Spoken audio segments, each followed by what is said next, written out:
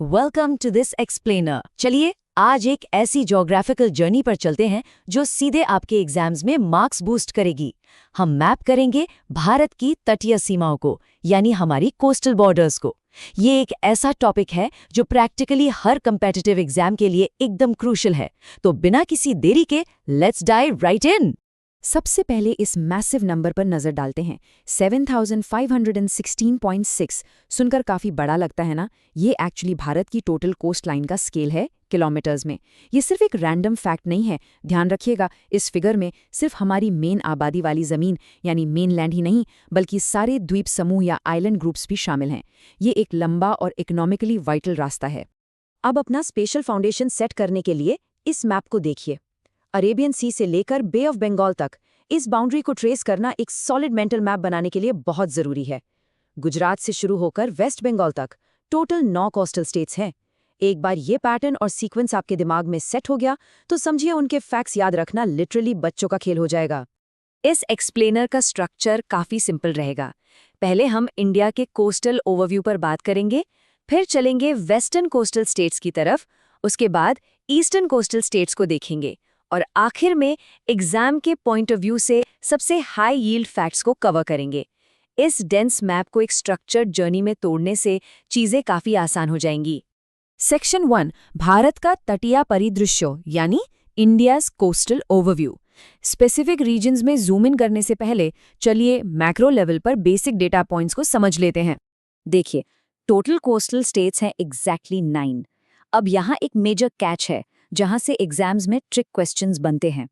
अगर हम सिर्फ मेनलैंड कोस्टलाइन की बात करें तो डिस्टेंस है लगभग 5422 किलोमीटर्स।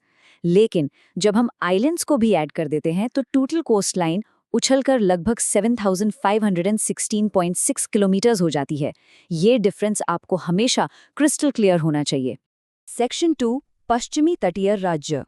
चलिए अब अपने मैप पर वेस्ट की तरफ बढ़ते हैं और अरेबियन सी के किनारे किनारे अपनी जियोग्राफिकल आर्क को बिल्ड करना शुरू करते हैं। हमारा सबसे पहला स्टॉप है गुजरात, और एग्जाम के लिए सबसे बड़ा फैक्ट यही है कि गुजरात की कोस्टलाइन इंडिया में सबसे लंबी है, अराउंड 1214 किलोमीटर्स। यहाँ पर कांडला पोर्ट है जिसे अब दीनदयाल पोर्ट कहा जाता है। ये एक रेयर टाइडल पोर्ट है। इसके अलावा कच्छ और खंबात की खाड़ी भी यहीं है। और इकोनॉमिकली देखा जाए तो अलंग दुनिया के सबसे बड़े शिप ब्रेकिंग यार्ड्स में से एक है। वहां से ठीक साउथ की तरफ आते हैं महाराष्ट्र, जिसकी कोस्टलाइन लगभग 652 किलोमीटर्स है। यहाँ का मेजर हाईलाइट है मुंबई का कंप्लीटली नेचुरल पोर्ट और जेएनपीटी यानी नभा शेवा, जो कि एक मैसिव कंटेनर पोर्ट है। इस पूरे कोस्टल स्ट्रेच को कोंकण कोस्ट कहते हैं। और अगर इनलैंड जनरल नॉलेज को कनेक्ट करें तो वर्ल्ड फेमस अजंता और एलोरा की गुफाएं भी इसी स्टेट में है। अब जरा इन एक्सट्रीम्स को देखिए जो डायरेक्टली वेस्ट कोस्ट की डाइवर्सिटी को इलस्ट्रेट करते हैं। लेफ्ट में गुजरात है अपनी मैसिव 1214 किलोमीटर की कोस्टलाइन के साथ, और ठीक उसके सामने राइट में है गोवा, सिर्फ 101 किलोमीटर की एक छोटी सी स्लिवर के साथ। सबसे लंबा और सबसे छोटा, ये डायरेक्ट कंपैरिजन डायरेक्ट क्वेश्चंस बनकर आता है। तो बात करते हैं उन क्विक फैक्ट्स की जो गोवा और कर्नाटका से जुड़े हैं। दोनों जगह आयरन और एक्सपोर्ट्स एक मेजर इकोनॉमिक लाइफलाइन है। गोवा की कोस्टलाइन पर मोर्मुगांव पोर्ट काफी प्रोमिनेंट है। साथ ही यहाँ सुंदर पनाजी और डीप पोर्चुगीज हेरिटेज है। वहीं दूसरी तरफ लगभग 300 किलोमीटर लंबे कर्नाटका कोस्ट पर न्यू मैंगलोर पोर्ट और नेट्रानी आइलैंड जैसी क्रूशल स्पॉट्स हैं। इस वेस्टर्न टूर का आखिरी पड़ाव है केरला, अराउंड 580 किलोमीटर्स की कोस्ट लाइन के साथ। इसे मलाबार कोस्ट कहा जाता है। ये जगह प्रैक्टिकली सेंचुरीज से स्पाइसेस यानी मसालों के एक्सपोर्ट का हब रही है, खासकर वेम्बनाड झील पर बने कोचिन नेचुरल पोर्ट के थ्रू। यहाँ के बैकवाटर्स या कयाल्स बहुत मशहूर हैं। और एग्जाम में पूछा जाने वाला एक और favourite question, Nehru trophy boat race, वो भी एग्जैक्टली यहीं होती है। सेक्शन 3, पूर्वी तटीय राज्य। इंडिया के सदर्न टिप को राउंड करके अब हमारा फोकस बे ऑफ बंगाल की तरफ शिफ्ट होता है। चलिए ईस्टर्न सीबोर्ड को कवर करते हैं। ईस्ट कोस्ट की सॉलिड शुरुआत होती है तमिलनाडु से। याद रखने वाली बात यह है कि इसकी कोस्ट लाइन इंडिया की तीसरी सबसे लंबी कोस्ट लाइन है, लगभग 906 किलोमीटर्स। यहाँ कोरोमंडल कोस्ट पर चेन्नई स्थित है, जो कि एक आर्टिफिशियल पोर्ट है जिसे इंसानों ने बनाया है। ये पॉइंट भूलना नहीं है।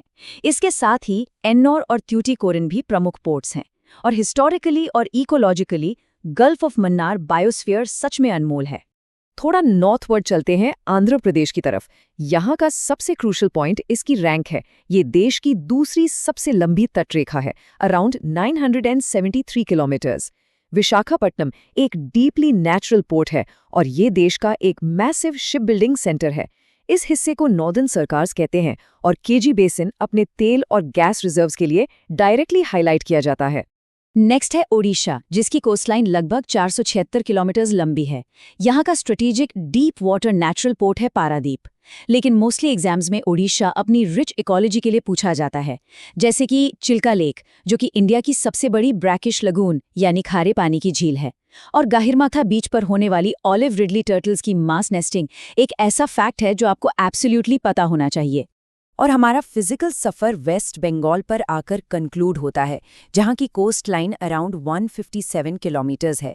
यहाँ मेनली कोलकाता और हल्दिया पोर्ट्स एक्टिव हैं। ये रीजन कम्प्लीटली अनमिसेबल है क्योंकि यहाँ दुनिया का सबसे बड़ा डेल्टा गंगा ब्रह्मपुत्र डेल्टा बन रहा है, और इसी के साथ यहाँ वर्ल्ड रिकॉर्ड होल्डिंग सुंदरबंस के मैंग्रोव्स भी स्थित हैं। अच्छा, अब इस स्पेसिफिक डेफिनेशन पर ध्यान दीजिए। कोलकाता को एक्सप्लिसिटली एक रिवराइन यानी नदीय पोर्ट कहा जाता है।